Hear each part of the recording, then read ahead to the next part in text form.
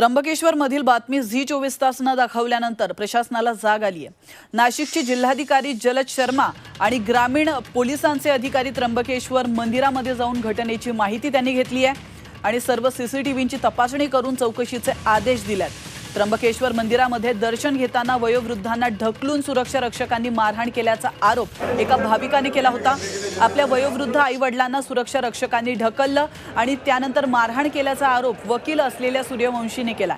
अखेर घटना घडल्यानंतर आमदारांनी दूरध्वनी केल्यानं 7 तासांनी केवळ तक्रार दाखल करण्यात आली आहे। मात्र आता झी 24 तासवर बातमी दाखवताच प्रशासनाने दखल घेतली आहे आणि कारवाईचे आदेश देखील दिले।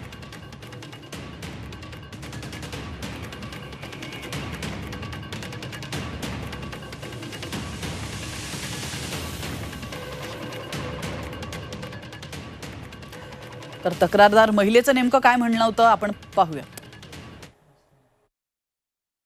कोणी ढकललं हे मला काही दिसलं नाही। पूर्ण डोळ्यांना अंधारे आल्यात। त्यानंतर मी खाली पडल्यानंतर मला कळतं अरे काय काय, मग त्याला मारतात। तुम्हाला कुठे कुठे लागलंय का? लागलं, हे डोक्याला बऱ्यापैकी लागलेलं आहे। इकडची साईड पूर्ण दुखते। असं धडकलं गेलं ना 6 पायऱ्यानंतर खाली पडल्यावर।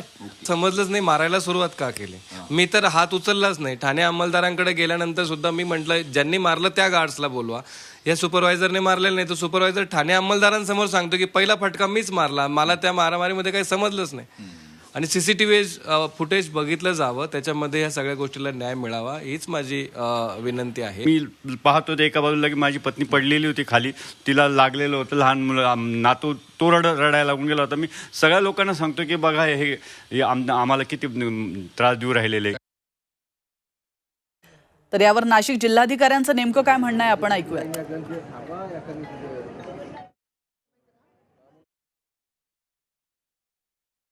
विशेष म्हणजे सिनियर सिटीजन्स होते, दोघे जे होते सिनियर सिटीजन होते आणि एक महिला होती।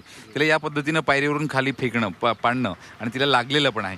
तर याबद्दल कारवाई काही करण्याबाबत आपण नक्की सर ह्यामध्ये जे असा दिसलेलं आहे तर जे दोषी व्यक्ती आहे त्यांच्यावर कारवाई तर करण्याची मी सूचना दिलेली आहे।